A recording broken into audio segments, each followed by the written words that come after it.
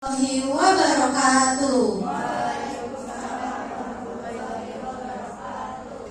Baik teman-teman, untuk acara selanjutnya yaitu kita dengarkan sambutan sekaligus membuka acara Keputrian Akbar tahun 2025.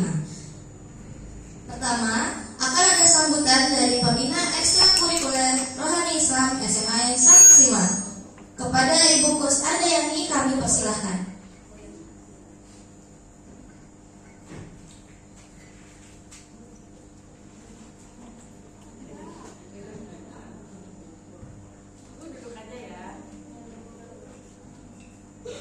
Assalamualaikum warahmatullahi wabarakatuh.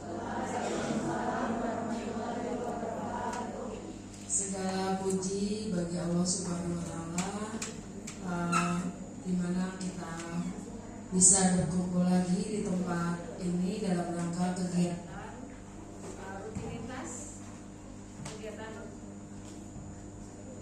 kegiatan rutinitas keputrian yang biasanya diadakan setahun sekali. Ya, cuman tahun kemarin biasanya kita melaksanakan keputrian itu tiap tahun.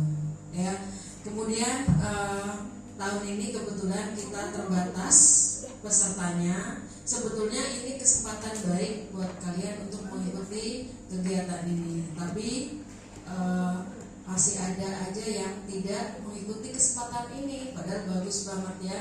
Nanti kita akan ada narasumber ya yang akan memberikan wawasan ya, ilmu untuk kalian semua. Mudah-mudahan kegiatan ini berjalan dengan baik, dan terima kasih juga atas kehadiran kalian semua. Mudah-mudahan langkah kalian ke sekolah mendapat amal baik dari Allah Subhanahu wa Ta'ala.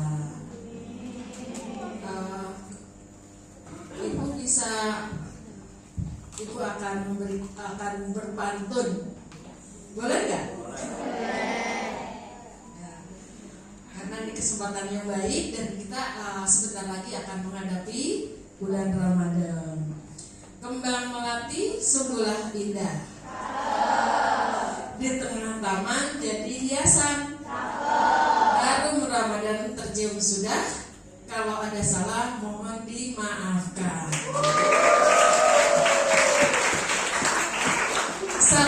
Satu lagi boleh? Makan roti jangan berlari. Kalaulah jatuh kita yang rugi.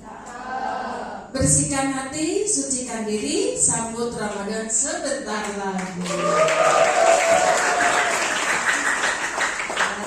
Terima kasih sekali lagi atas kehadiran kalian semua. Ikuti acara ini dengan baik ya. Kita akan berada di sini sampai pukul 1 ya. Mudah-mudahan kalian bisa mengikuti dengan baik ya. Mungkin itu saja yang bisa Ibu sampaikan. Sekali lagi terima kasih sudah hadir di sekolah untuk mengikuti kegiatan rutin keputrian kita. Terima kasih. Assalamualaikum warahmatullahi wabarakatuh.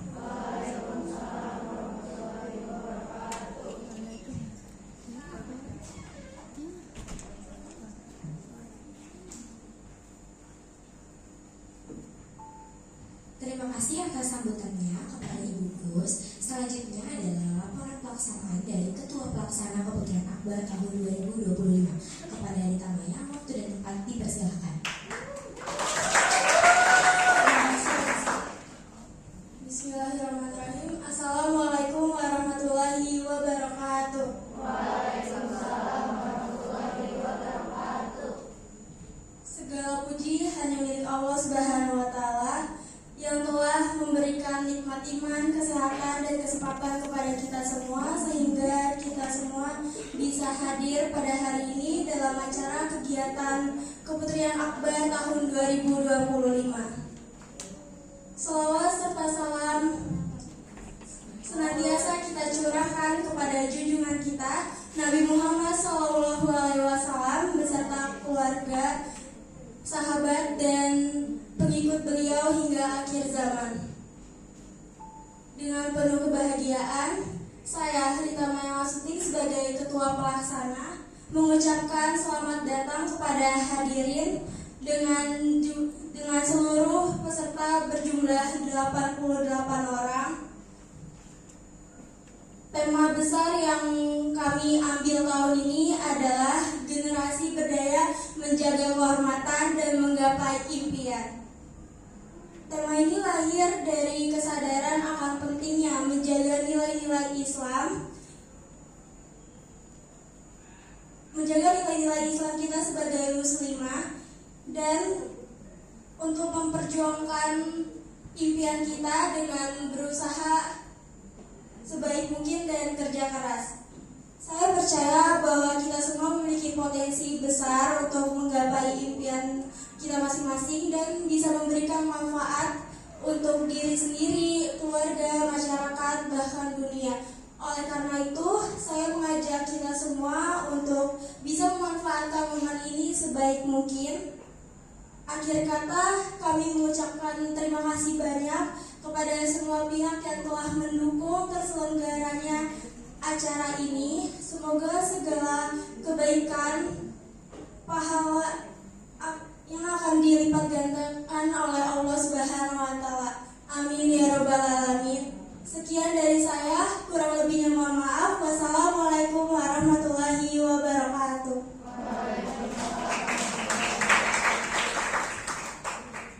Terima kasih kepada Mayang. Selanjutnya akan ada sambutan dari Bapak Wakil Kepala Sekolah kepada Bapak Muhammad Soleh.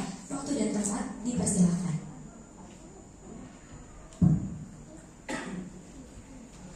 Assalamualaikum warahmatullahi wabarakatuh. Alhamdulillahirrahmanirrahim. Wassalatu wassalamu ala asyrafil anbiya'i wal mursalin wa ala alihi wa sahbihi ajma'in. Amma ba'du. Yang sama-sama kita hormati Bu Bos Andayani selaku pembina Rohis Putri, Bu Puji staf kesiswaan, Ibu Rodia sebagai narasumber, Bu Hairunisa sebagai guru pendidikan agama Islam, dan Bu Neti staf kesiswaan, staf anak sekalian yang Bapak cintai dan Bapak banggakan. Alhamdulillah, puji dan syukur kita panjatkan kepada Allah Subhanahu wa Ta'ala. Pada pagi hari ini kita masih diberikan nikmat yang paling besar, yaitu nikmat iman, nikmat Islam, nikmat sehat walafiat, nikmat hidayah. Sehingga dengan nikmat-nikmat tersebut kita bisa hadir di sini dalam rangka menuntut ilmu untuk meningkatkan keimanan kita kepada Allah Subhanahu wa Ta'ala. Salawat dan salam semoga selalu tercurah kepada junjungan kita baginda Nabi besar Muhammad SAW beserta keluarga, sahabat serta pengikutnya hingga yaumil qiyamah nanti. Bapak Ibu dan anak sekalian, pertama-tama Bapak ingin menyampaikan permohonan maaf dari Bapak Kepala Sekolah tidak bisa hadir pada pagi hari ini untuk mengikuti kegiatan ini. Tapi beliau menyampaikan salam semoga kegiatan ini bisa berjalan dengan sukses dan bisa mencapai tujuan yang diinginkan. Yang pertama, tadi sudah Bapak sampaikan bahwa kegiatan ini adalah dalam rangka meningkatkan keimanan dan ketakwaan kita kepada Allah Subhanahu wa Ta'ala. Karena perempuan itu imadul bilad, tiang dari agama, tiang dari negara. Kalau wanitanya solehah semua, insya Allah negara ini menjadi negara yang berkah. Sebelum mencapai di negara, yang paling kecil di keluarga, karena Bapak yakin ini kan nanti akan menjadi calon-calon ibu yang solihah yang akan mendidik anak-anaknya di masa yang akan datang. Tapi sebelum sampai ke situ, tentu kita harus membina diri kita terlebih dahulu agar kita menjadi wanita-wanita yang soleh. Tadi Bapak lihat materinya ini nanti luar biasa. Yang pertama, menjadi sahabat Nabi, yang mempunyai kekuatan iman yang sangat besar, yang sangat luar biasa, Ya, mudah-mudahan kita bisa mencontoh ya kepribadian para sahabat. Yang kedua, kita bangga menjadi muslimah ya. Kita bangga menjadi muslimah, tentu yang bisa menjaga kehormatan diri kita masing-masing, baik di rumah maupun di luar rumah ya. Karena wanita yang muslimah itulah yang punya nilai yang sangat tinggi ya, karena bisa membawa kesuksesan untuk semua. Ya, Bapak harapkan setelah kegiatan ini selesai dilaksanakan ya, mudah-mudahan yang hadir di sini baik sebagai panitia dari siswa maupun dari peserta itu bisa menjadi lokomotif yang menarik, yang mengajak teman-temannya yang lain ya. Yang paling sederhana adalah kita tidak usah berpikir yang tinggi-tinggi dahulu.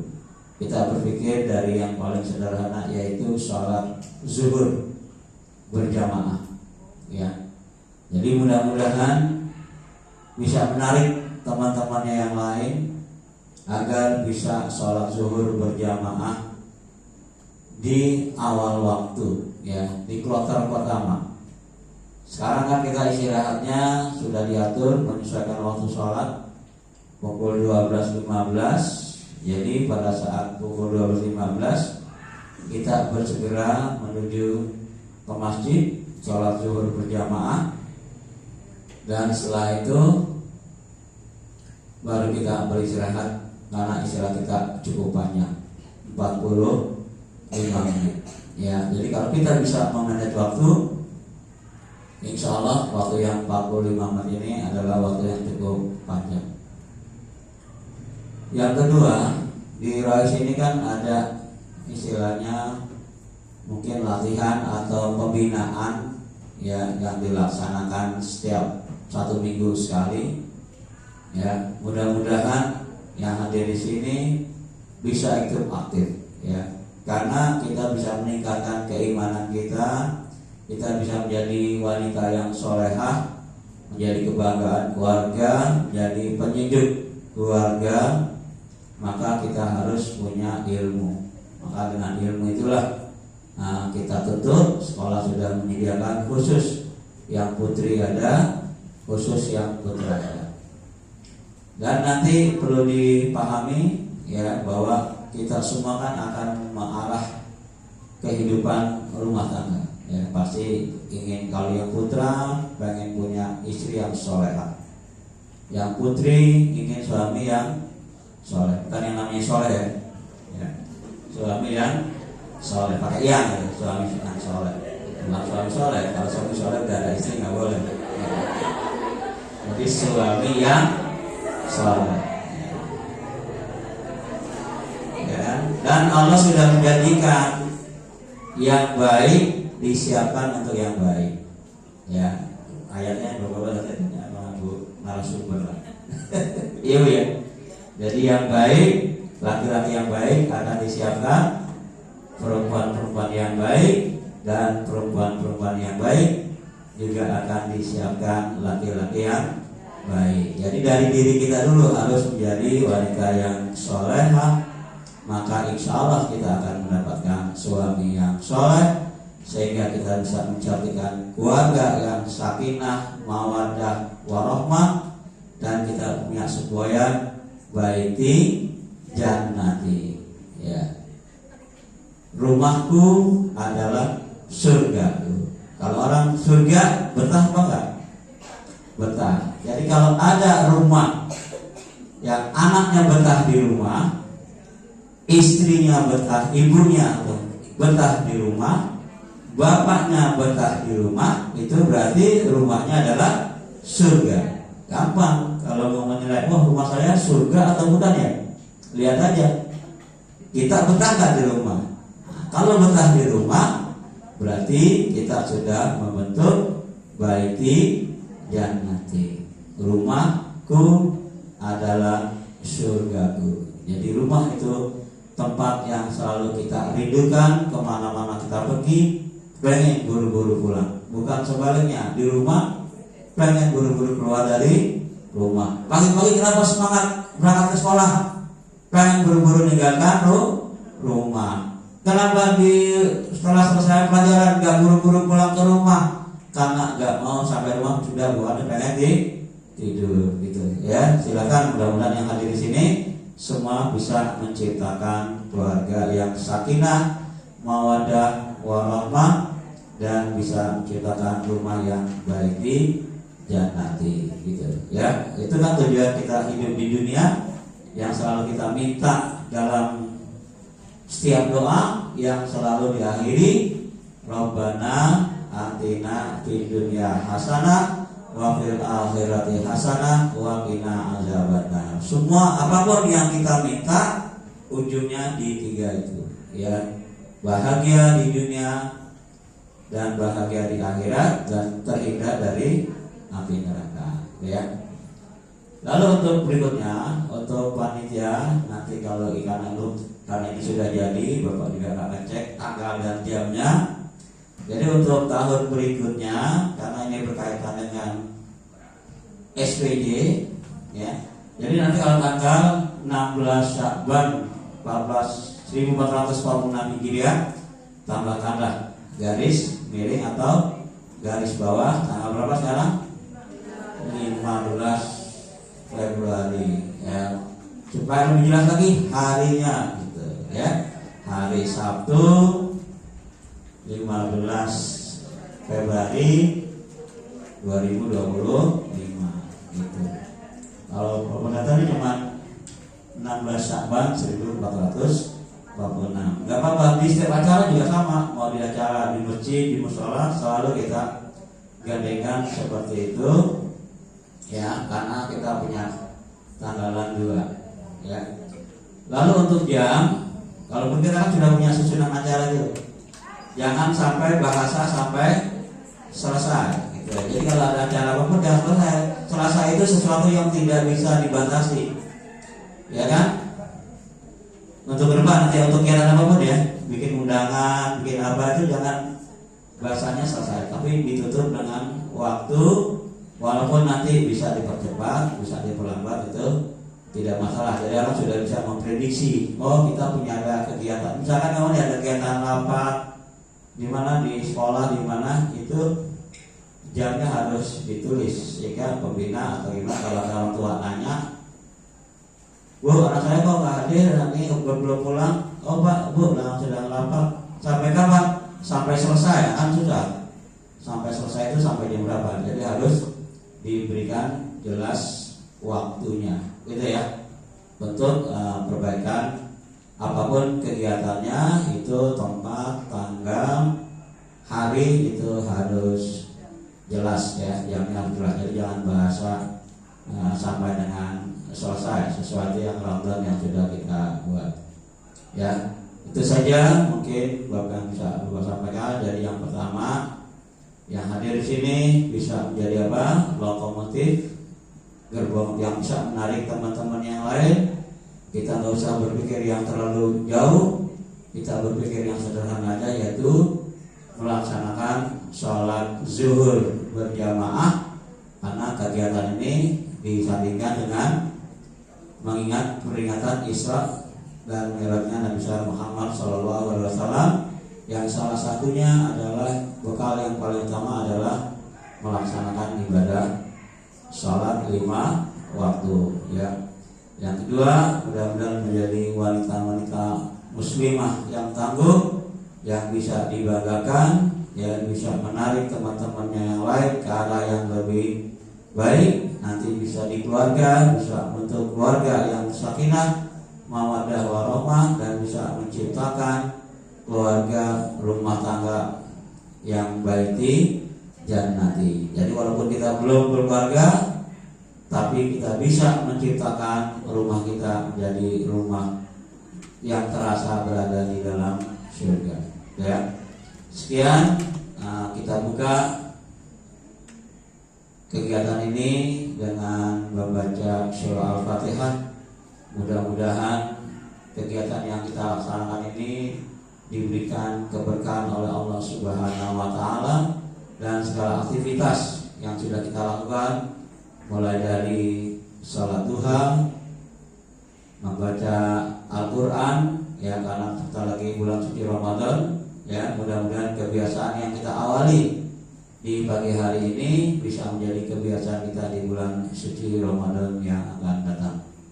Kita semua diberikan kesehatan, diberikan kekuatan iman dan Islam, dan apabila ada keluarga kita yang sudah sakit, mudah-mudahan diangkat penyakitnya, disehatkan, dan apabila ada orang tua kita, keluarga kita yang telah mendahului kita, beriman, diterima amal ibadahnya.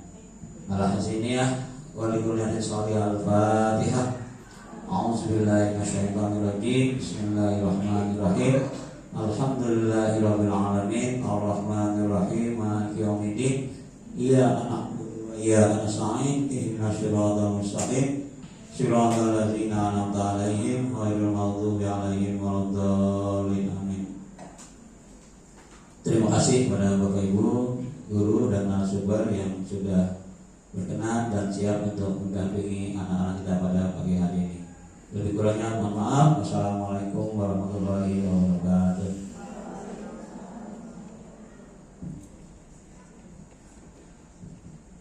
Baik, terima kasih kepada Bapak Soleh selaku wakil kesiswaan atas sambutannya.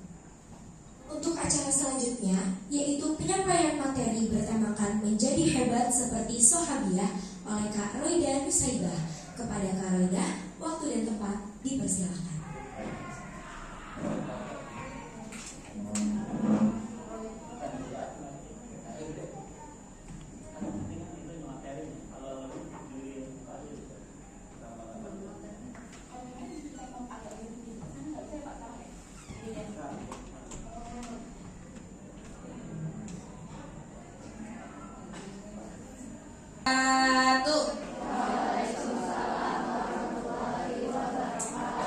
Masya Allah, semangat ya, semangat gak masih. Dan Mas tadi aja pas sambutan udah ada yang kriuk-kriuk matanya kak lihat. Berangkat ya, pagi-pagi. Datang dari sini jam berapa? 7:30. Udah makan belum snacknya? Udah, nanti sambil acara boleh saya makan, santai aja. Supaya nambah semangat sebelum memulai, kakak minta selama materi handphonenya disimpan dulu boleh, biar kita fokus. Nanti di akhir acara katanya ada pertanyaan yang kakak-kakak ya, yang bisa jawab dapat hadiah ya. Dapat hadiah yang sudah disiapkan oleh panitia. Hadiahnya ada puluhan, ada banyak deh bang, gak juta, puluhan doang. Ada puluhan. Nah, untuk nambah semangat, kakak mau kita main pijit-pijitan dulu, pijit-pijitan supaya makin semangat. Yang depannya tangannya ke depan, tangannya ke depan, pundak temannya yang di depan. Taruh tangan kita ke pundak temannya yang di depan. Harus dengan sepenuh hati ya, dengan sepenuh hati pijitnya. Yang depannya gak ada siapa-siapa, berarti kalian bagus, paling depan berarti. Sudah? Udah semua? Ayo, mana temennya? Pundak temennya mana? Kamu bajuan, dirapetin berarti. Yang mana dirapetin? Mulai. Hitungan ketiga mulai pijit ya. 1, 2, 3. Pijit. Ayo pijit. Oh nggak mau makan dulu ya? Pijit yang enak. Kalau bisa pakai siku nih. Biar dipukul. Gitu biar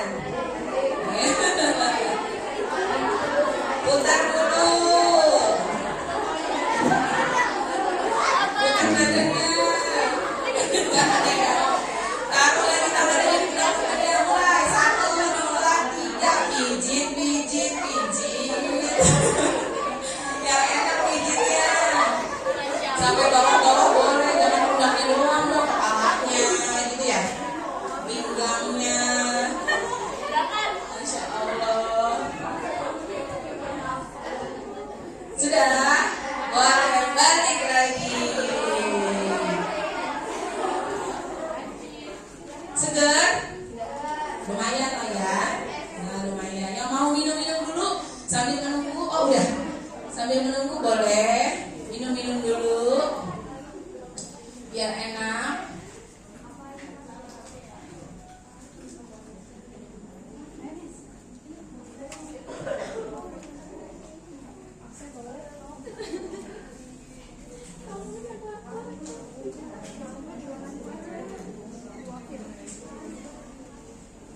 Oke, kakak mau intermezzo dulu sebentar.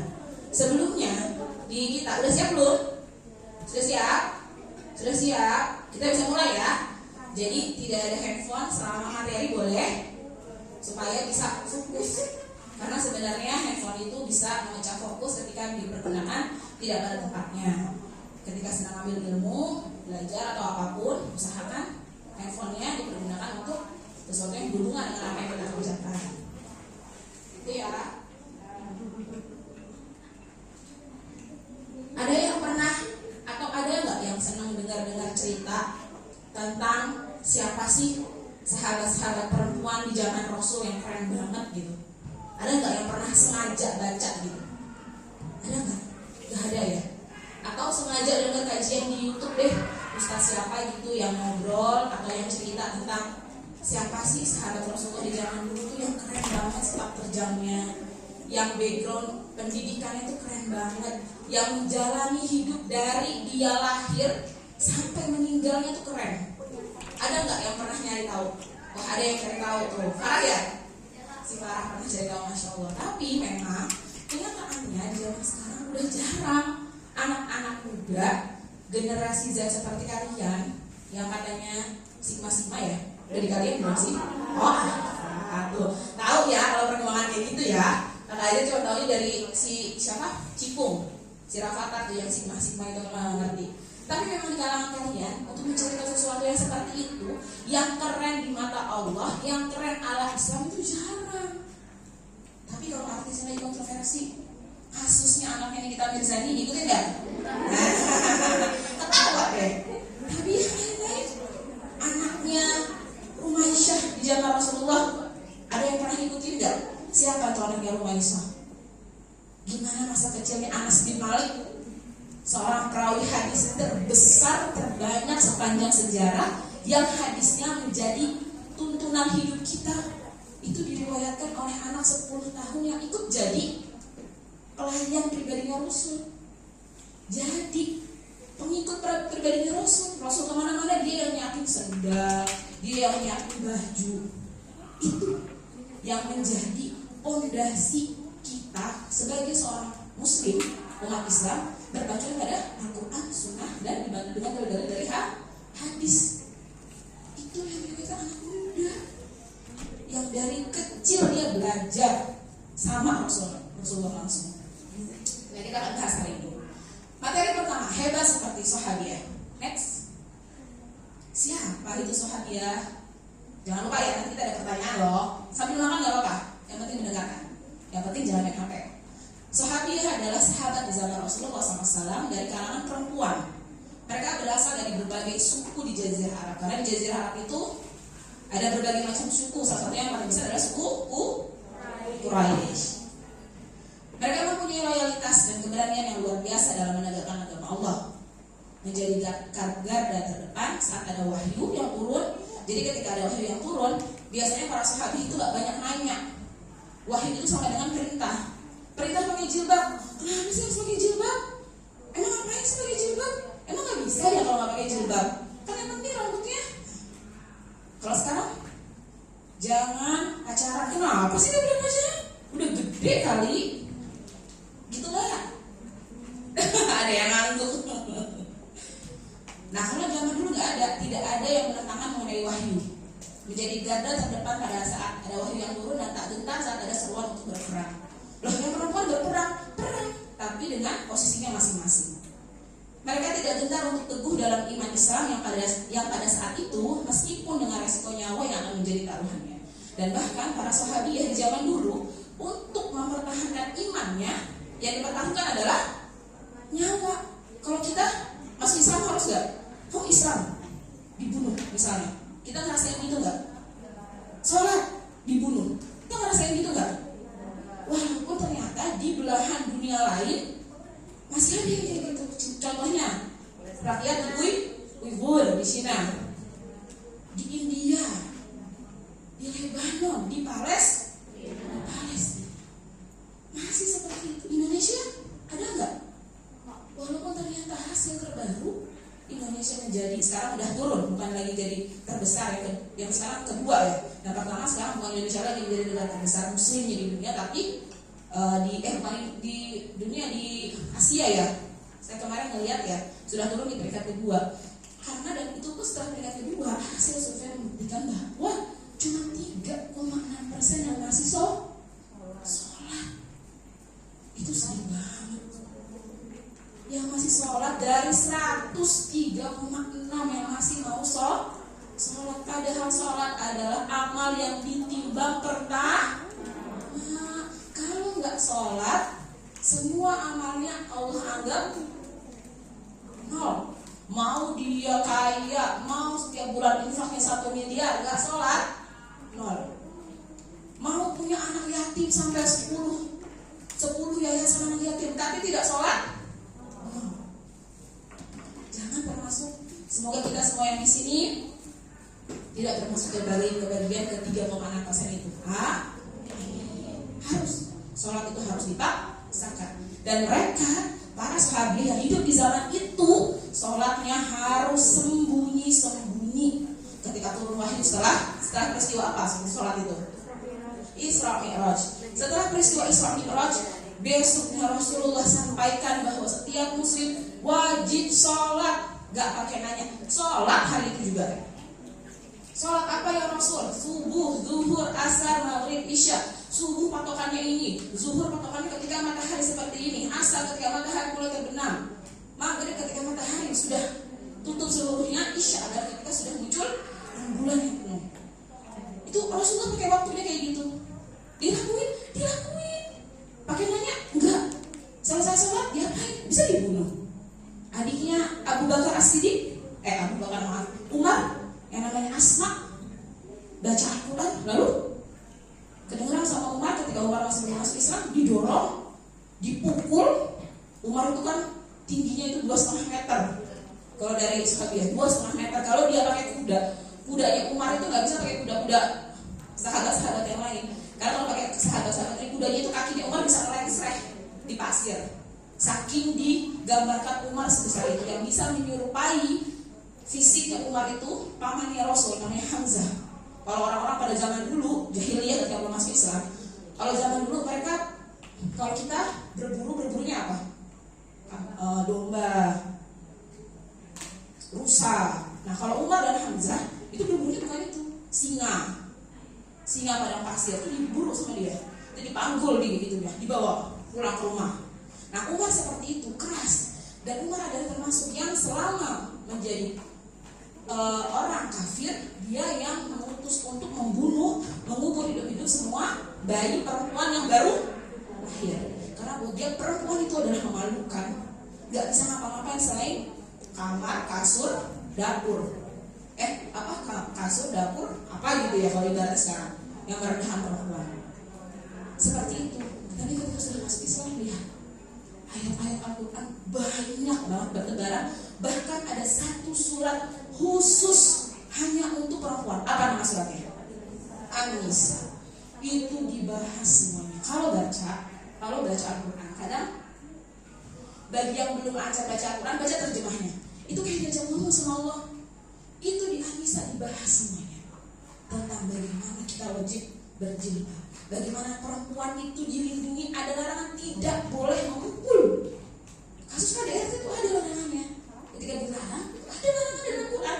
Bukan cuma omongannya orang tua ini jangan pukul ya, tapi memang Allah yang larang tidak boleh memukul untuk yang menyakiti. Memang ada belakangnya, tidak untuk yang menyakiti. Kalau memukulnya hanya untuk peringatan misalnya, jangan gitu. Dan tidak boleh sakit.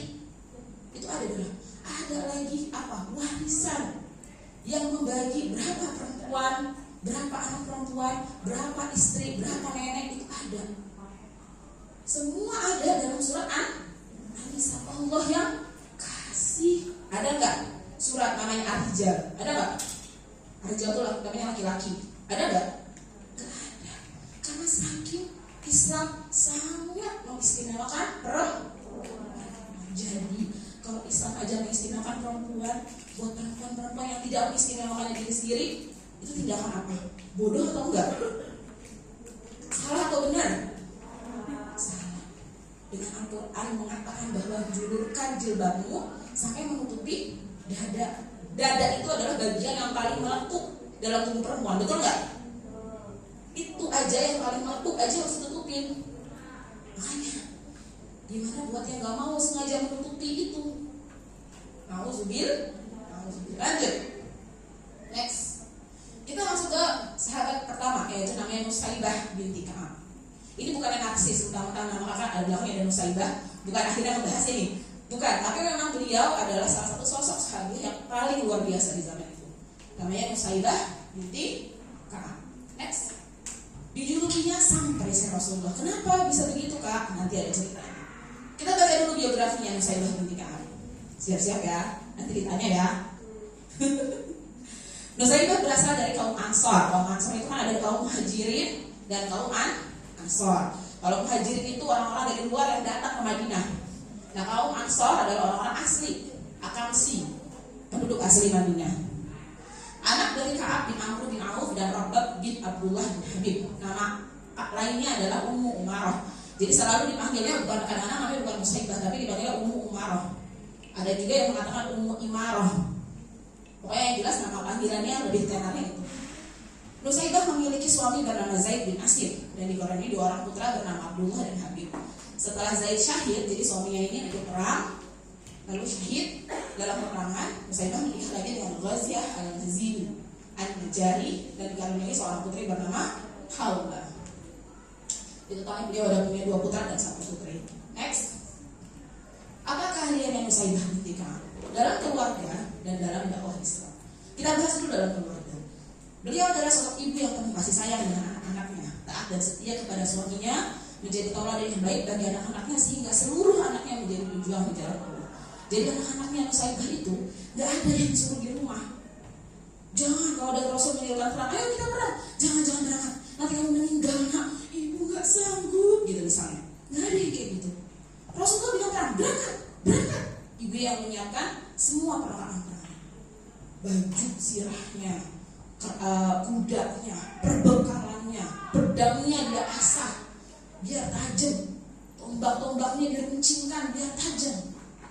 Itu kalau dalam sekarang berarti kalau mau berangkat sekolah berangkat nak, mau berangkat ngaji berangkat nak, hujan ibu antar pakai jas hujan, ini bekalnya, ini bukunya, ini makasihnya, berangkat dengerin ustazahnya kajian apa, gurunya ngomong apa, seperti itu.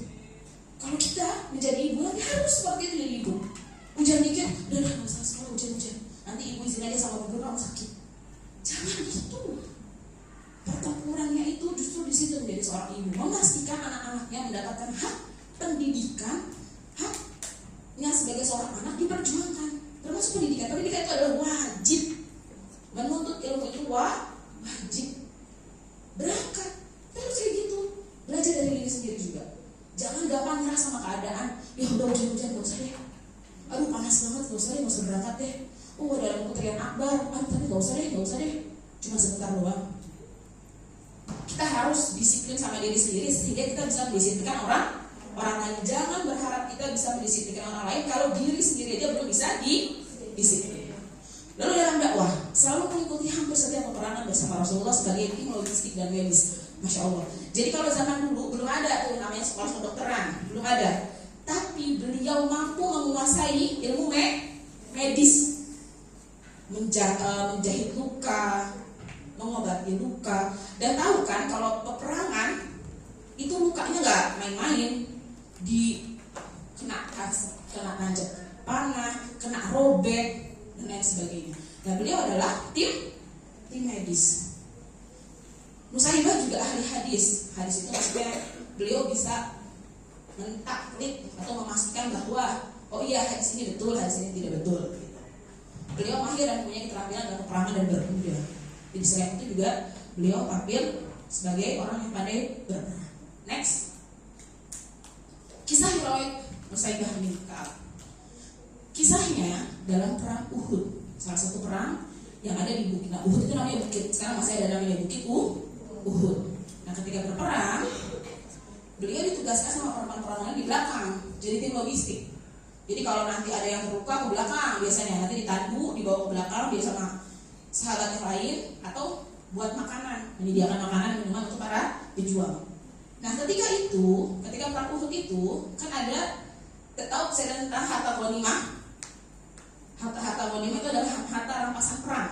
Dalam Islam itu diperbolehkan kalau misalnya perang terus kelompok misalnya kalah, kaum Quraisy kalah, harta-harta yang ditinggalkan oleh kaum Quraisy itu namanya ghanimah, atau nama Indonesianya harta rampasan perang, dan itu menjadi hak yang menang.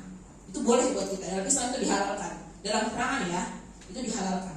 Nah, ketika perang Uhud, Rasulullah bilang jangan ada yang turun karena kaum Quraisy di bawah, posisi umat Islam itu di atas bukit Uhud. Kaum Quraisy itu mengumpan ya, masih umpan, harta-hartanya ditinggalin di bawah. Mereka lari, dianggapnya lari. Tapi Rasul bilang jangan ada yang turun, jangan ada yang turun, jangan ada yang turun. Tapi ada orang, namanya siapa akan lupa ya, dia memprovokasi, turunlah semuanya di bawah, lari buat ngambil harta rampasan perang itu. Betul saja ketika sudah turun, mereka tetap berbalik kaum Quraisy dari balik bukit Uhud. Mereka cuma ngumpet, balik menyeranglah ke Rasulullah yang ada di atas bukit Uhud. Sedangkan di atas bukit Uhud itu cuma ada 10 orang, nggak lebih. Nah, Nusaybah waktu itu melihat pasukan Quraisy menerobos pertahanan pasukan kaum muslimin, barisannya amburadul, pecah, gak karu-karuan, acak-adul. Hal itu terjadi karena pasukan muslim melanggar aturan Rasulullah. Mereka yang bertugas sebagai pemanah turun. Jadi justru para pemanah itu turun. Kalau zaman sekarang pemanah itu sama dengan sniper. Kalau pemanah itu kan walaupun sedikit senjata cuma dia sut kena gitu. Itu turun semua. Jadi gak ada yang bisa melindungi Nabi. Biasanya circle-nya gitu. Nabi nanti ada sniper, nanti depannya lagi yang megang pedang, rombak gitu. Depannya lagi perisai seperti itu. Mereka bertugas yang turun. Ia mengambil, lalu melihat kekacauan itu, ia mengambil senjata perang yang melindungi Nabi dari serangan musuh dengan membuat pertahanan. Jadi Nusaybah di belakang dia, wah, Nabi sendirian tuh, gak pakai pikir panjang. Dia langsung ambil alat perangnya, naik ke atas kuda, gabung menjadi satu-satunya perempuan. Next. Setelah perang itu selesai, Rasulullah memberikan kesaksian atas apa yang dilihat di hadapan para sahabat-sahabatnya. Tidaklah aku melihat arah kanan dan kiri pada pertempuran ini selain aku melihat Nusaybah membela aku dengan rasa gigih. Masya Allah. Jadi kata Rasul, ini selain aku ke kanan ada Nusaybah, ada Ummu Marah. Aku ke kiri lagi ada Ummu Marah. Aku ke depan ada Ummu Marah. Aku ke belakang ada Ummu Marah. Jadi setiap Rasul kemana itu ada Ummu Marah terus. Wah, saking ada berusaha melindungi Rasulullah. Nah, dari sinilah akhirnya diberikanlah dia cuma sebagai perisai Rasul. Karena saking ada di depannya Rasul, dibuat julukan seperti itu. Tercatat pada perang Uhud ini, Nusaybah mendapatkan 12 luka di tubuh. Luka yang paling parah adalah ada di bagian lehernya. Namun hal tersebut tidak membuatnya mengeluh dan bersedih. Ia tetap semangat dan gigih dalam berjuang. Ketika Nabi melihat luka yang ada di leher, beliau berkata kepada anaknya, jadi ibu, anak, suami itu semua gumpur jadinya. Lihat ibumu, baru lukanya, kata Rasul. Nabi lalu berdoa agar mereka dijadikan sahabat di surga. Masya Allah, keren gak? Kerenan ini kan kerenan wali. Kerenan ini kan, yang ini bisa menambah keimanan. Ini harus dicari ceritanya. Gimana secinta itu sama Rasul? Kalau udah cinta sama Rasul, bareng sama Rasul di surga. Ada yang mau gak masuk surga? Atau mau gak masuk surga? Cinta sama Rasul. Masya Allah. Jadi gitu, itu ceritanya Nusaybah bin Ka'ab. Akhirnya dia hidup sampai masa setelah Rasulullah wafat, beliau masih hidup. Anaknya, nextnya ada lagi ya? Kayaknya udah disini. Ya, anaknya yang namanya Habib itu dalam pertempuran keberapa tersandra lalu diminta untuk memberitahu posisi Nabi, minta cerita-cerita dan Nabi gak dikasih tahu sama Habib.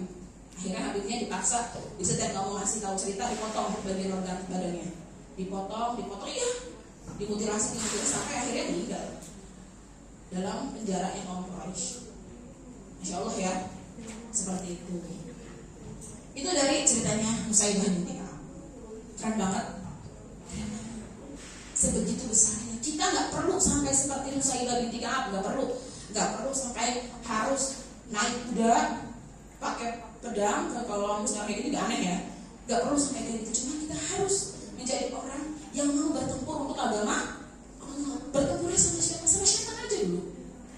Melawan syaitan-syaitan yang ada di badan kita, yang ada di pikiran kita, yang setiap hari menghembuskan tuh bisikan-bisikan, nggak usah sholat, atau nanti aja, nanti masih jam 12, masih jam 1, nanti aja jam 1, udah jam 1 nanti masih lama, asalkan jam 3 sekarang lama-lama, jam 3 lewat sampai jam 3 sampai akhirnya azan. Ada yang sering begitu? Ada.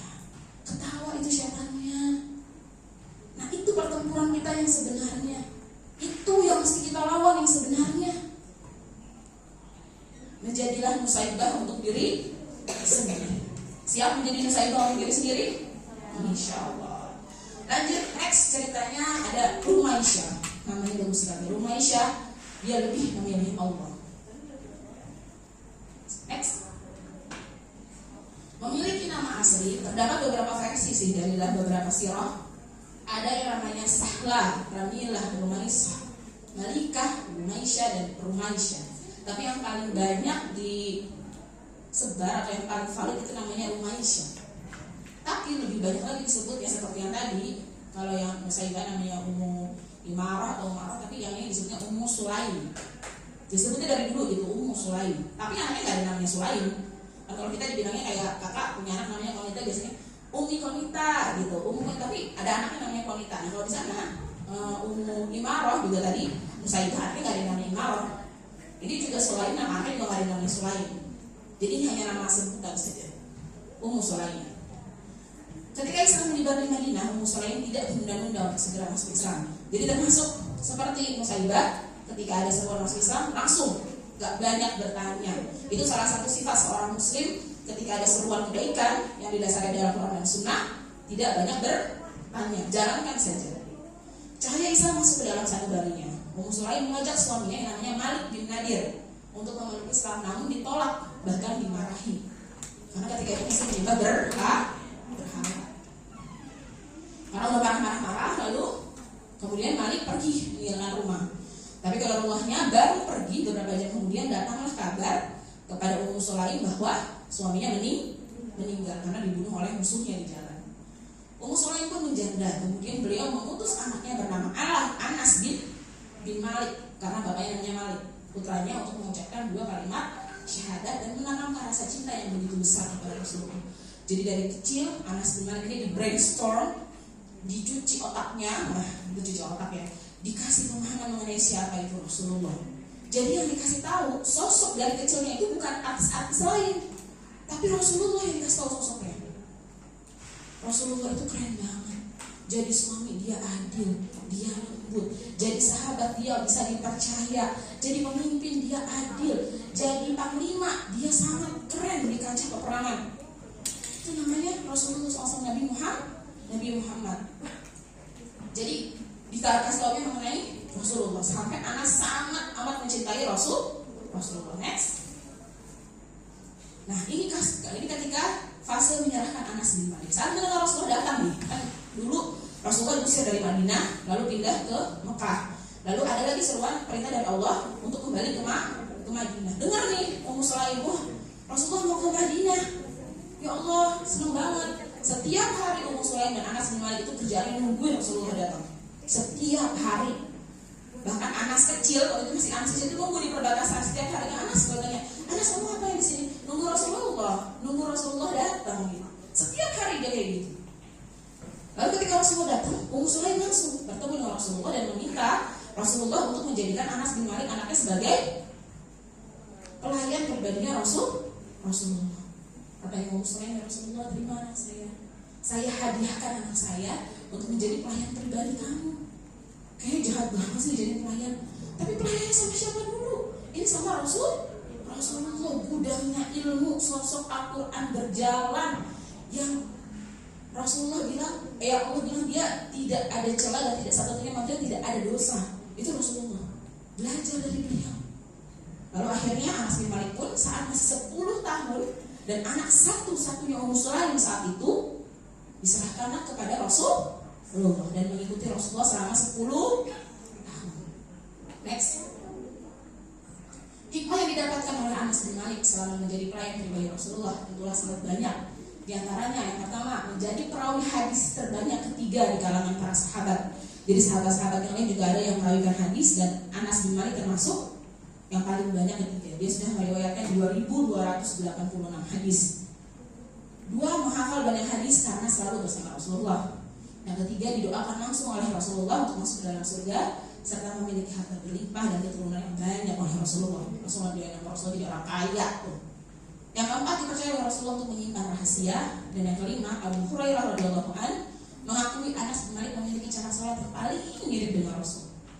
Jadi kalau melihat Anas sholat itu kadang kayak melihat Rasul lagi sholat setelah meninggal Rasulullah wafat.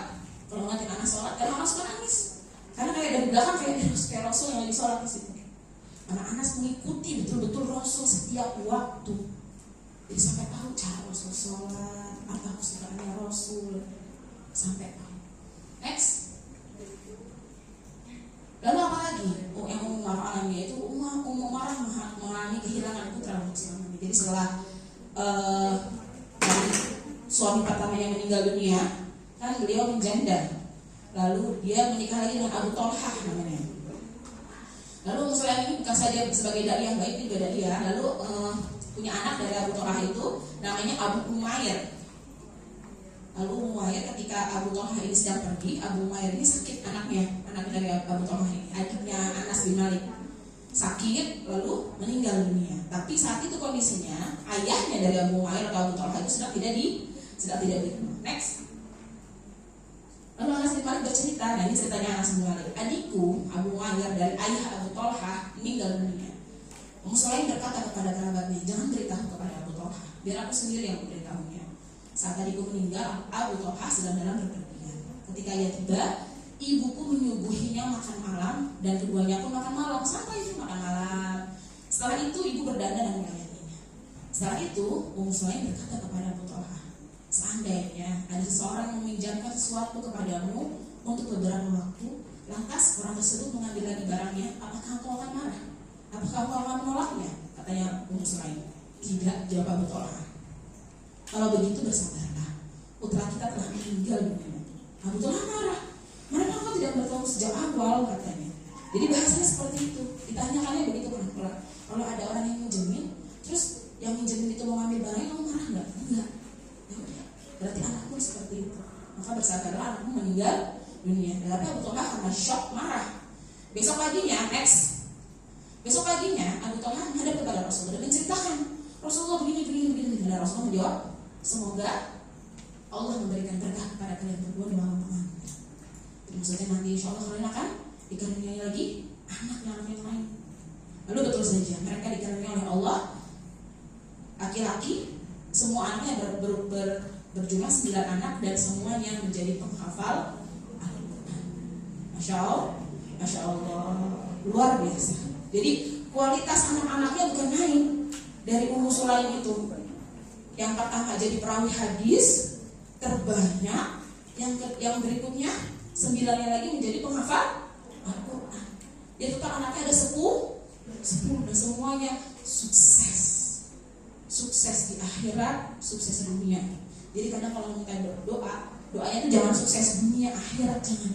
Sukses akhiratnya dulu karena dunia pasti sukses. Kalau akhirat udah sukses, pasti dunia yang sukses.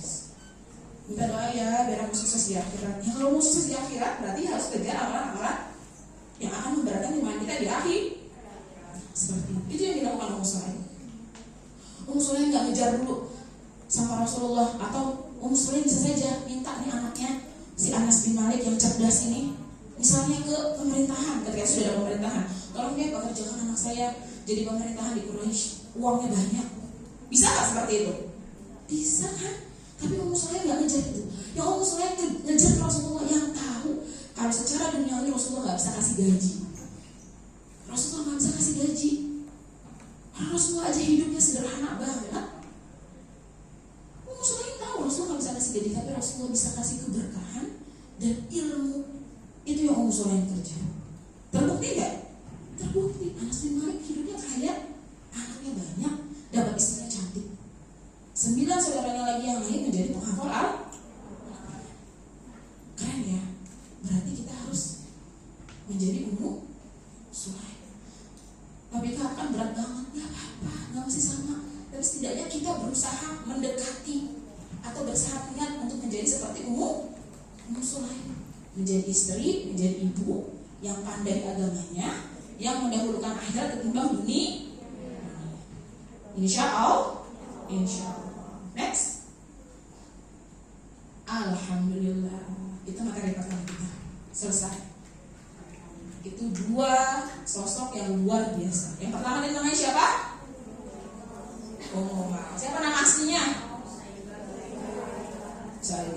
Yang kedua? Rumaisyah. Nama aliasnya? Masih panas. Mungkin sekian. Ada yang mau bertanya? Ada sesi tanya jawab nggak? Ada tanya jawab nggak? Boleh. Berapa menit? Tanya jawabnya berapa menit? 10 menit? 5? 10? 5? Ada yang mau tanya? Yang nanya dapat hadiah nggak kak? Apa? Apa? Oh dapat tuh, dapat. Oke, boleh. Siapa namanya? Ada tiga kita.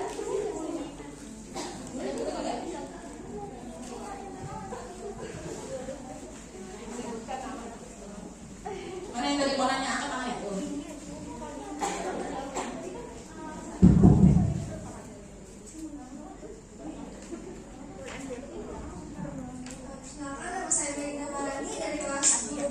Iya. Ini kan ada di slide yang ketiga, 2 atau 3 kan ada anak-anaknya ikut berperang, 2 anak cowok dan 1 anak perempuan. Nah, yang cowoknya itu berperang atau ceweknya gitu, dan sekitar berapa? Oh gitu, oke. Namanya siapa tadi? Panjang banget panggilannya? Melin. Namanya Melin dari 10G. Sama-sama Melin. Makasih sudah bertanya. Anaknya Umar ada 3. Yang pertama itu namanya Abdullah, yang kedua Habib, yang ketiga Khawlah. Yang berperang hanya laki-laki. Jadi Khawlah itu usianya masih kecil ketika itu. Jadi tinggal berperang sama ibunya sama. Nah kalau Habib sama Abdullah itu mungkin usianya masih puluhan ya, sekitar 20, 25, masih muda. Keren ya? Keren banget. Kalau apalagi kalau kalian dengerin cerita-cerita tentang Ali bin Abi Thalib, itu keren banget. Itu lebih keren lagi. Nah, itu jadinya masih pada muda. Ada lagi yang mau bertanya? Ada lagi nggak? Tadi siapa yang bertanya? Namanya Meli ya? Melin dari 10G. Melin dari 10G. Itu dapat hadiah.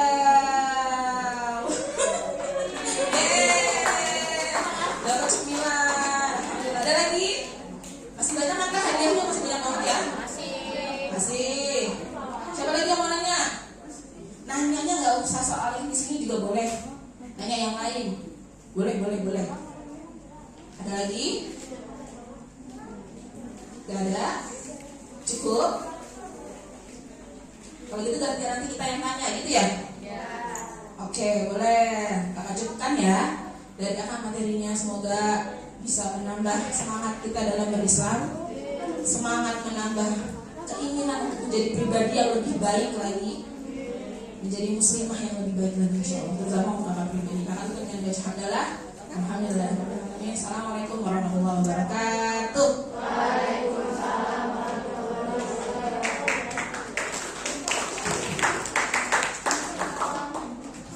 Masya Allah, terima kasih kepada Kak Roy atas materi yang telah disampaikan. Semoga kita semua dapat mengambil manfaat dan mendapat keberkahan dari Allah Subhanahu wa Ta'ala.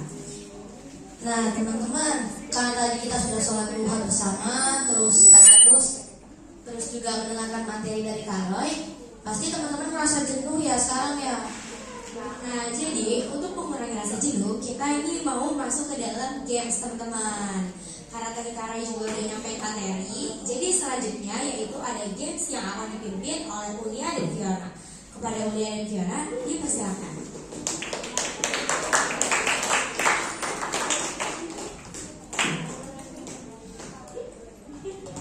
Selamat siang teman-teman. Masih semangat gak? Serius, masih gak? Mau main games gak? Oke, jadi kita di sini berdua akan mengkoordinasi dari akan berjalannya games ini, yang dimana games pada kesempatan kali ini kita akan bagi menjadi dua. Yang pertama ada games akhirat kata, dan yang kedua games tanya jawab pengetahuan umum Islam. Oke, jadi kita masuk ke games yang pertama dulu. Teman-teman masih semangat kan nih? Mana suaranya coba?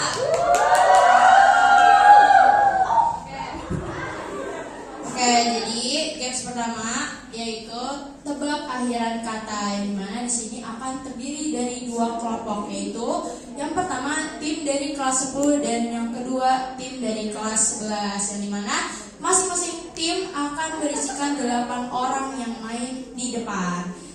Jadi dari kelas 10 dulu deh, siapa yang mau main games? 8 orang, tunjuk tangan. Kalau nggak mau kita tunjuk. Ayo yang mau. Panitia enggak ya, panitia? Ayo kelas 10 yang main games. Ayo, dapat hadiah kok. Dapat hadiah nih. Hadiah nggak boleh.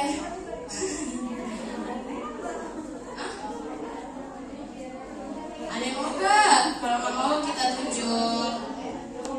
Kalau kita tunjuk harus main, harus mau ya, nggak boleh nolak.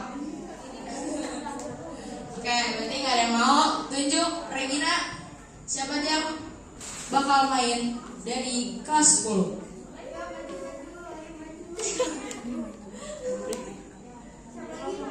Elisa maju, Elisa.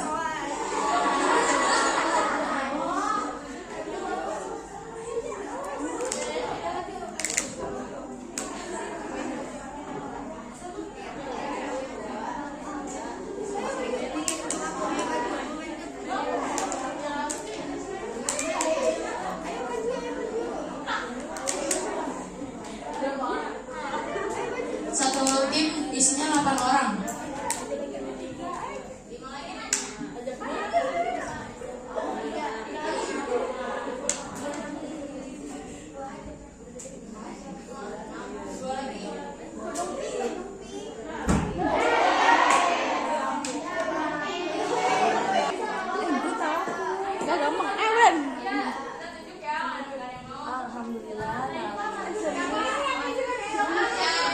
Maju. Far maju, naik Far.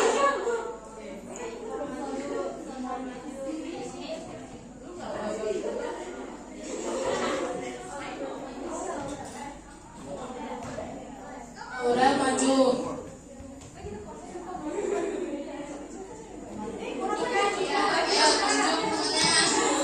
Siapa? Tiga lagi, kelas 11.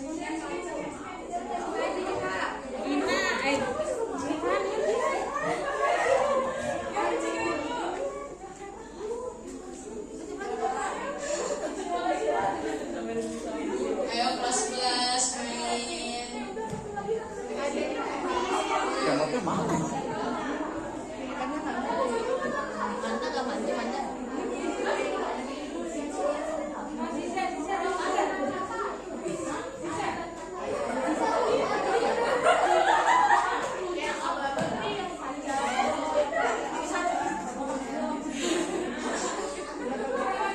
Udah ya? Udah? Udah siap? Oke, karena tim sudah berkumpul, maka saya akan membacakan tata cara bermain games ini. Jadi nanti tim kelas 10 dan tim kelas 11 akan sweet, dan yang menang akan bermain duluan. Dan nanti permainannya akan saya kasih clue kata depan, dan masing-masing anggota harus melanjutkan dari kata depan tersebut. Misal, sebutkan kata yang berawalan dari T. Orang pertama menyebut, kedua, ketiga, dan sampai seterusnya. Dan jika sudah sampai orang ke-8, boleh balik lagi ke orang ke-1 jika masih ada kata yang bisa dikeluarkan dari clue tersebut. Dan kalau misalkan anggota tim kalian gak bisa nyebut ataupun gak bisa jawab, kalian bisa bilang pas dan saya akan mengganti clue yang kedua. Mengerti? Ngerti ya? Kelas 10? Kalau misalkan nggak bisa jawab, misal udah sampai orang keberapa nih kata pertama, nah nanti ulang lagi kan dari orang pertama. Kalau misalkan di orang ketiga nggak bisa jawab dan orang seterusnya itu bisa jawab, tapi dia nggak bisa jawab, dia boleh bilang pas dan saya akan mengganti clue yang kedua, gitu. Dan masing-masing kelompok saya akan kasih waktu permainan 7 menit. Oke, jadi pertama boleh switch dari kapten masing-masing tim untuk menentukan siapa yang main duluan. Silakan. Sekali aja ya. Oke, jadi tim kelas 10 yang akan bermain duluan.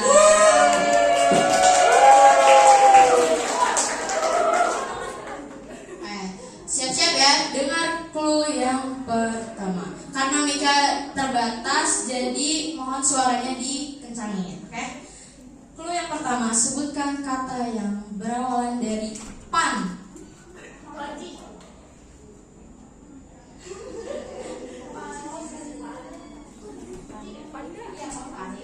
Cireng. Kata yang dari pan.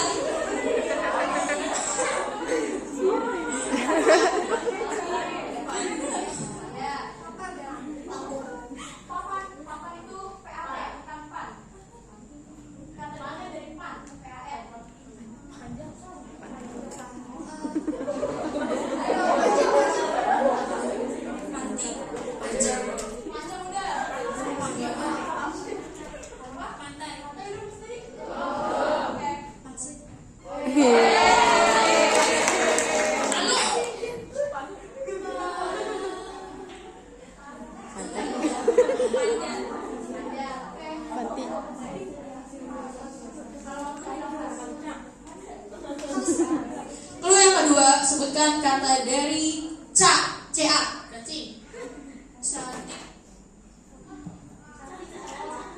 Caca. Cakep.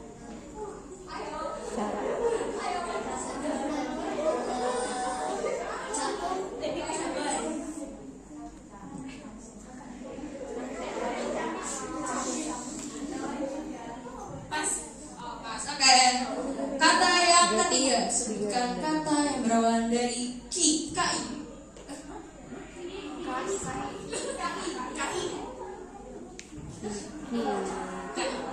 Kiri. Oke, kidal. Kita Oke. Kata yang keempat, sebutkan kata dari se. Selamat.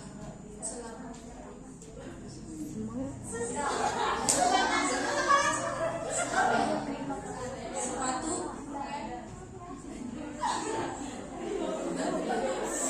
Sepanjang. Setahun. 100. Sebagaimana? 1000.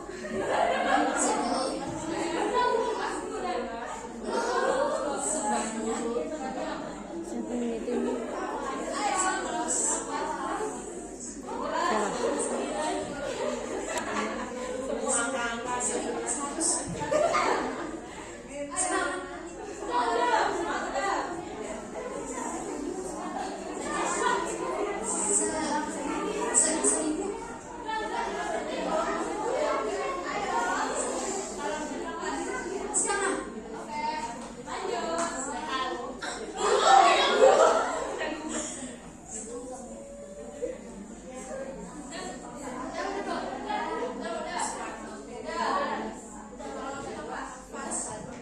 Kata yang terakhir, sebutkan kata dari pe.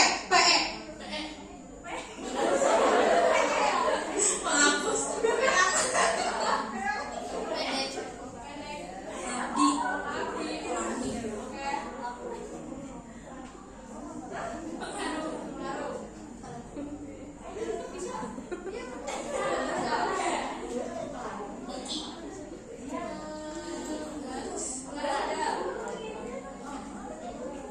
Pensil.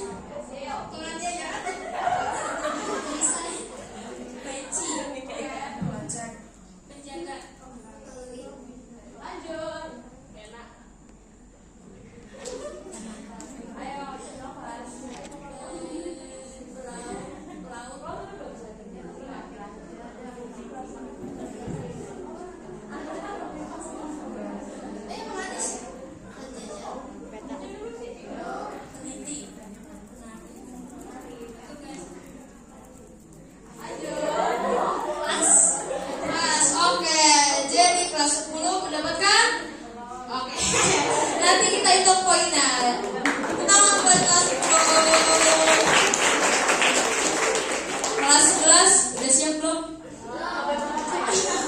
Susah, harus susah. Oke. Waktu 7 menit dimulai dari sekarang. Sebutkan kata yang berawal dari tersakiti.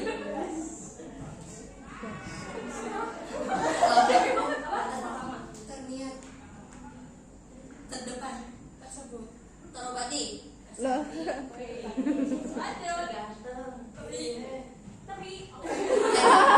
Terima kasih.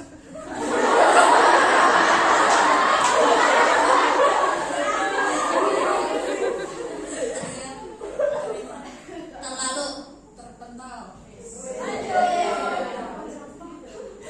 Bukan sama no. Otak. Ya.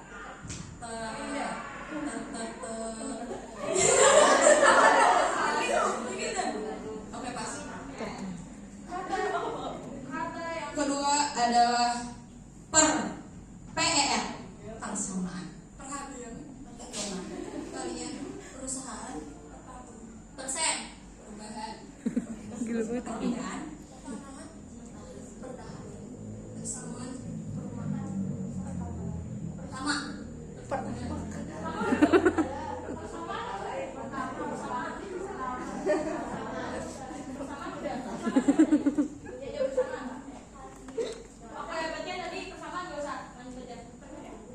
perbagian, perisa, pertalai.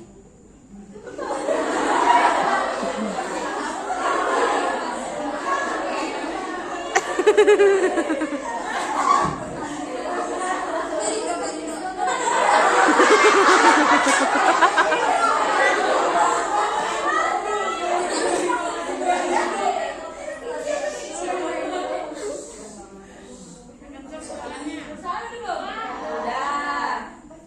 Pas. Oke, kata yang ketiga sebutkan kata yang berawal dari ma. Mami. Asik. Makan. Muntah.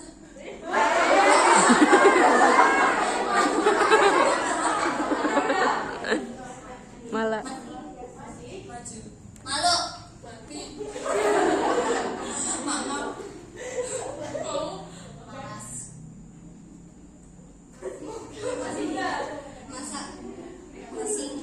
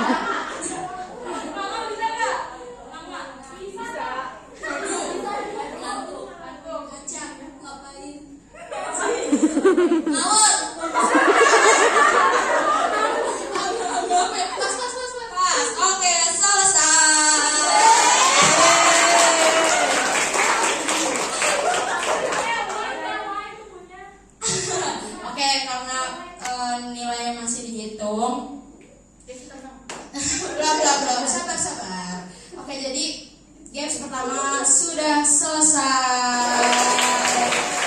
Oke, kita lanjut games kedua. Tenang aja, tapi nilainya nanti kita kasih tahu di akhir. Oke, terima kasih untuk tim kelas 10 dan tim kelas 11. Silakan duduk.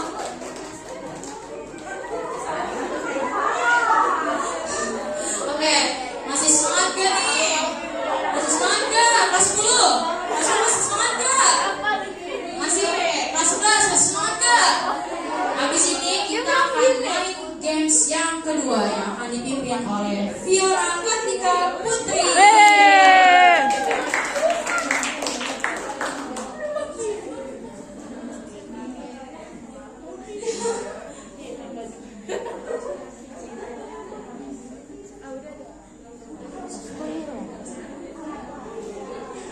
Halo semuanya. Hai. Jadi saya di sini mau ngasih pertanyaan tentang pengetahuan umum Islam. Jadi nanti adalah games yang kedua. Jadi nanti saya pas ngasih pertanyaan, jedanya 1, 2, 3 baru tunjuk tangan ya kalau tahu. Ya. Pertanyaan pertama. Dengerin baik-baik ya teman-teman. Apa hukum menunaikan zakat bagi umat Islam yang mampu? 1, 2, 3. Siapa? Ini? Nggak ada. Ini siapa? Oke. Oke, maju aja. Maju. Ya, Natasha ya.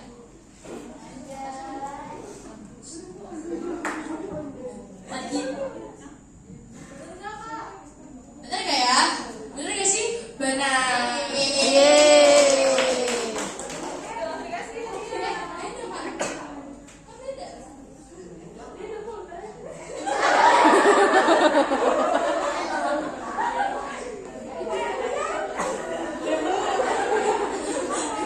Oke, itu sangat teknis ya. Oke, lanjut ke pertanyaan kedua. Apa nama malam yang lebih baik dari 1000 bulan? 1, 2, 3. Oke, ulang ya, ulang. Jangan angkat tangan dulu sebelum hitungan 3. 1, 2, 3. Oke, kerudung hitam kelas 11 itu ya? Oke, silakan maju.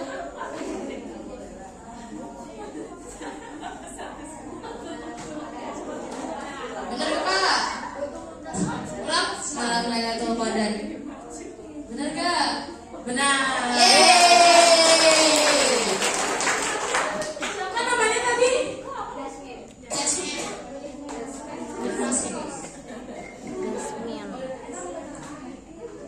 Pertanyaan ketiga.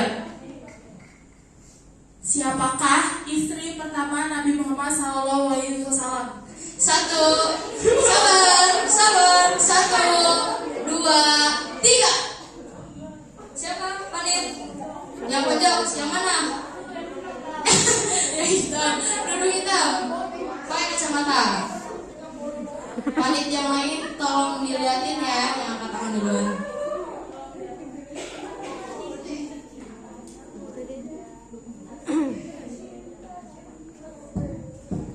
Istri pertama Nabi Muhammad itu adalah Khadijah binti Khuwailid. Benar gak? Yeay. Siapa namanya Kak? Sandra. Lanjut.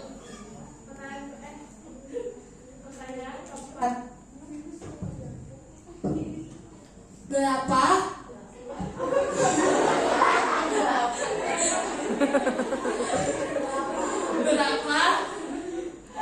jumlah surat dalam Al-Quran? 1, sabar, 1, 2, 3. Yang belakang, kerudung abu-abu.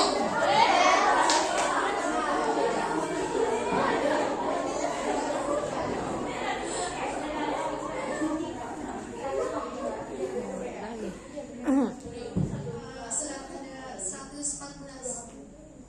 Bener gak? Sayangnya jawabannya Benar.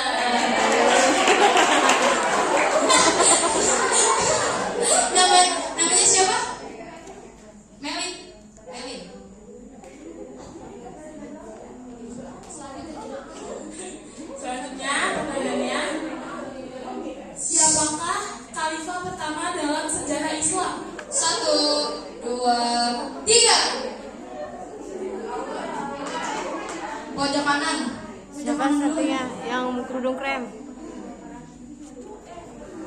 Oke. Khalifah pertama dalam sejarah Islam itu Abu Bakar As-Siddiq. Ya, benar.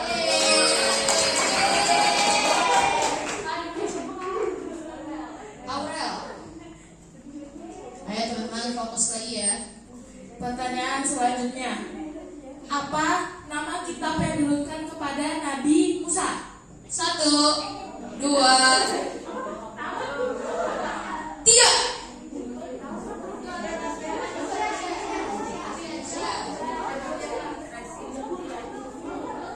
Ayo kelas 10.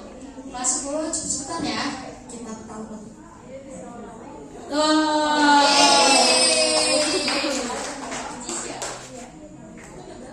Selanjutnya, siapa malaikat yang bertugas menyampaikan wahyu kepada Nabi? Sabar. 1, 2, 3.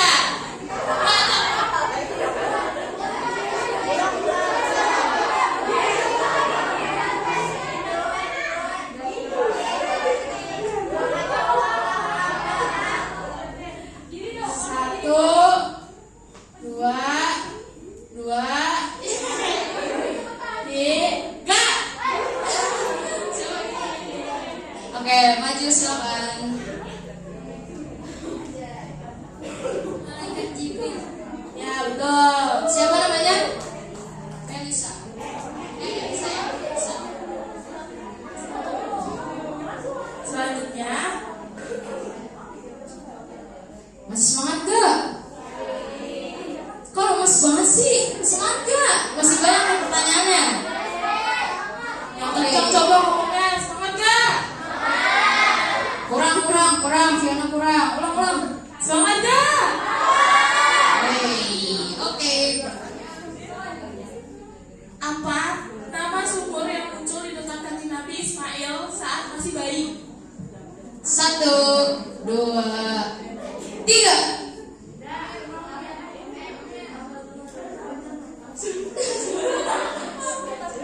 Sweet ya udah. Berdiri Amel dan Dinda. Sekalian sweet yang menang menjawab.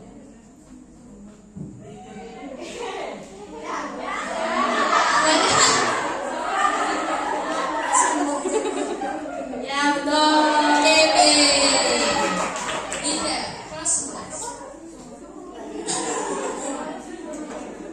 Selanjutnya,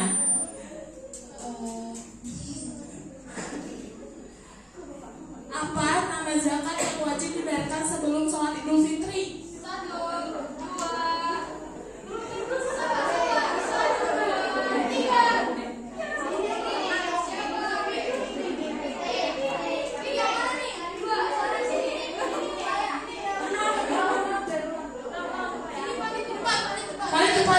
Panik. Ayo panik. Anggun dan Kecap. Kelihatan. 1, 2, 3.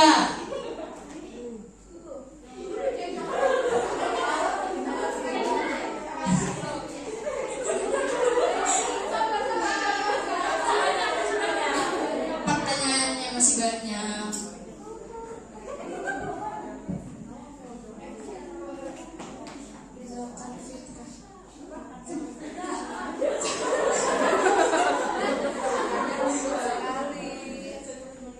Ya, betul. Yang pintar. Namanya siapa? Nih, pertanyaan selanjutnya. Siapakah Nabi yang menerima wahyu pertama kali di Gua Hiro? 1,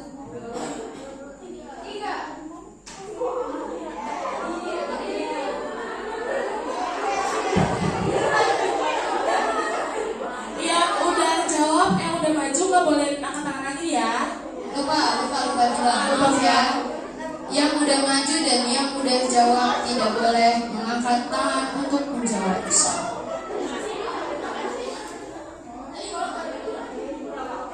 Oke, pertanyaan yang tadi akan Fiona ulang. Silakan. Siapakah Nabi yang menerima wahyu pertama kali di Gua Hiro? 1, 2, 3.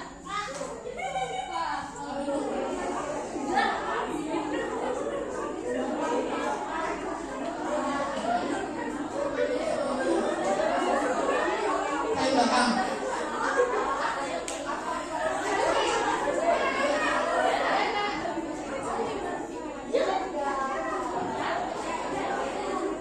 Kita geser deh ke kelas 11 biar kelihatan. Kayaknya dia marah-marah nih. Dia baru kelas 11 marah-marah ini, nggak kelihatan katanya. Nabi Muhammad.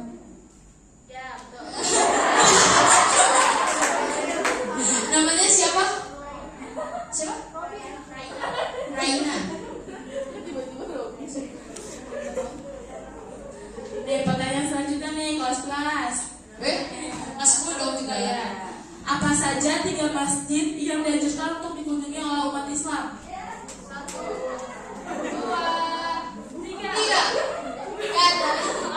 Rai. Ini spesial, cuma satu soalnya spesial. Masjidil Haram, Masjidil Aqsa, sama Masjid Nabawi. Betul.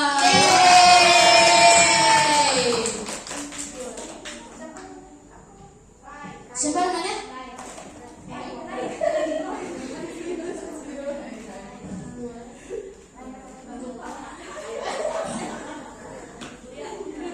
Oke teman-teman, jadi kesempatannya sisa 2 lagi. Jadi 2 orang yang bisa menjawab berhak mendapatkan hadiah nanti. Selanjutnya, Nih, pertanyaan selanjutnya gampang nih. Siapakah nabi pertama dalam Islam? 1. Sabar, 1, 2, 3.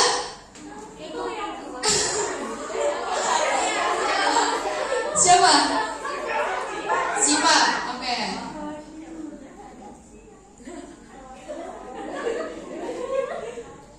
Jawabannya Nabi Adam.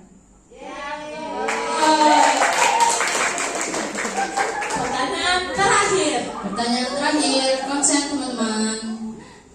Apa nama kitab suci yang ditentukan kepada Nabi Isa? 1, 2, 3.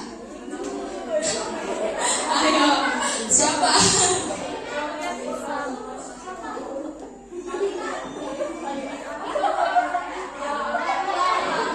Panitia, lihat panitia. Ya, diri panitia. 1, 2, 2,5. Sebentar, sabar. Baru 2,5. 2,5, 3.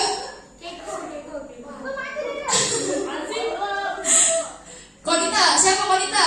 Itu tuh. Yang mana? Ini. Isam. Oke. Jawabannya kita diem saja. Selesai sudah games hari ini. Oke, jadi sekian games yang bisa kita kasih ke kalian. Semoga menghibur jiwa-jiwa jenuh kalian di sini. Yang ini acara masih lama sih sebenarnya. Cuman gamesnya cuma 1 dan yang tadi juga terakhir gimana? Bakal jenuh lagi gak? Ya, kasihan. Nanti makan kok Pak Joko. Iya nanti makan, tenang aja. Oke, jadi kita berdua pamit undur diri. Wassalamualaikum warahmatullahi wabarakatuh.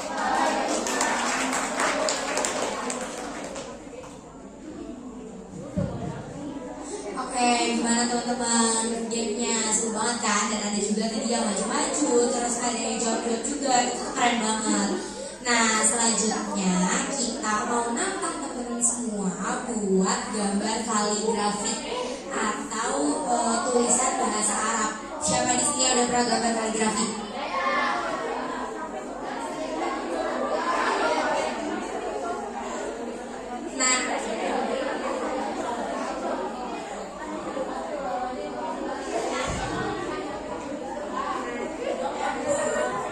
Nah, jadi setiap dari kalian itu membentuk 4 sampai 5 orang dalam satu kelompok untuk menggambar kaligrafi, dan nanti nama kelompoknya itu adalah nama-nama bulan dalam kalender Islam. Jadi pastikan satu sama lain gak ada yang sama ya, karena ada 12 kelompok, jadi pas. Dan untuk teman-teman semua bisa langsung membentuk lingkaran perkelompokan yang terdiri dari 4 atau 5 orang. Bisa dimulai dari sekarang karena panitia sedang membagikan batas untuk kaligrafi. Untuk teman-teman bisa langsung cari teman kelompoknya sambil kondusif ya. Terima kasih.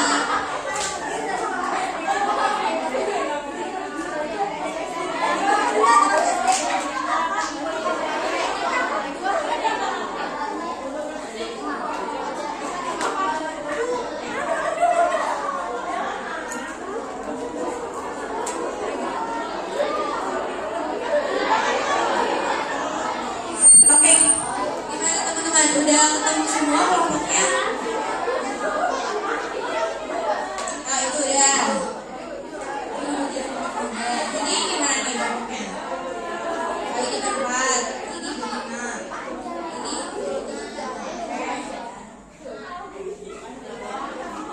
ini gimana nih yang kelas 10? Belum kelihatan rapih nih. Ini bertiga.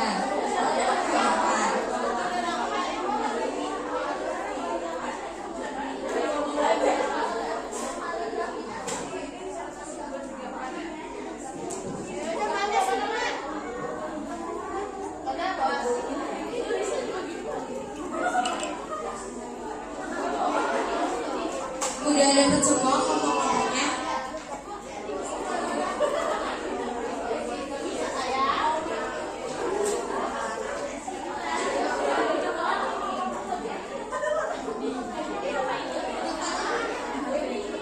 Ada yang belum dapet kelompok? Kalian bertiga? Bertiga, boleh nggak?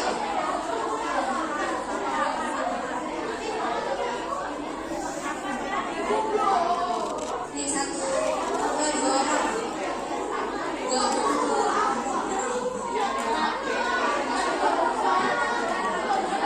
Jangan lupa cari nama bulannya yang belum ada kelompoknya. Untuk yang udah lengkap kelompoknya bisa langsung dipikirkan ya nama kelompoknya.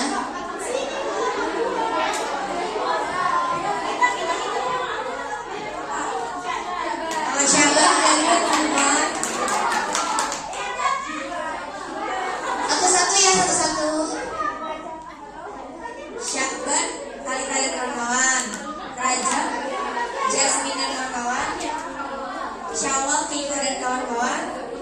Zulhijjah, Surya. Syafar, Natasha dan kawan-kawannya. Syabban itu Talita. Rajab itu Jasmine. Iko tadi Syawal. Zulhijjah. Ya. Ini Zulhijjah Surya. Ya Surya. Zulhijjah udah. Terus tadi itu Syafar.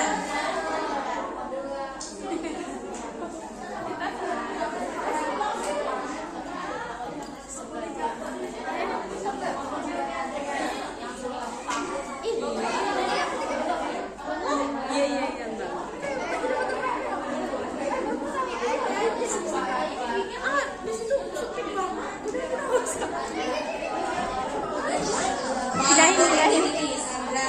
Taruh ke kita aja. Oh itu dia duluan ya udah.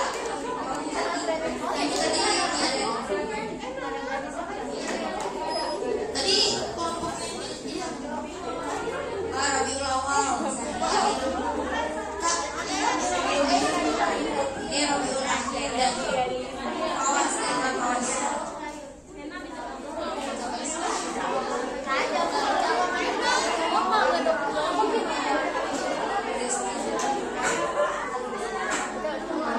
Ada yang belum ada nama kelompoknya?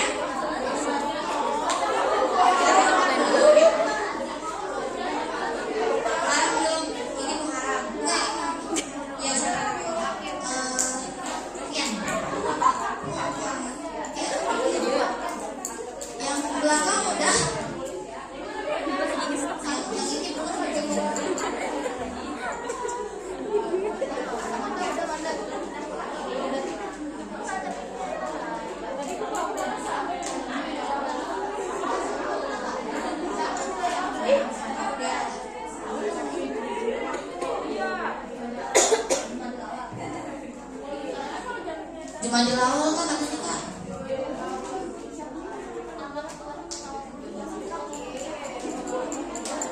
Kita sekarang juga teman-teman semua bisa langsung membuat kaligrafinya.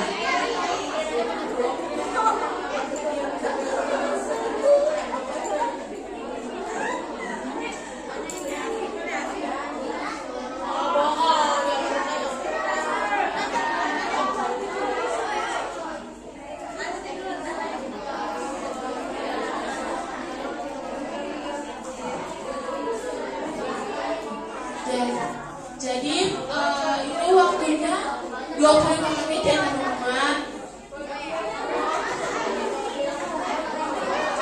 Saat itu langsung dikumpulkan ke panitia. Teman-teman ngerti nggak? Ada pertanyaan? Untuk teman-teman ada pertanyaan untuk kaligrafi nggak? Tidak. Oke, selamat mengerjakan dan selamat berimajinasi.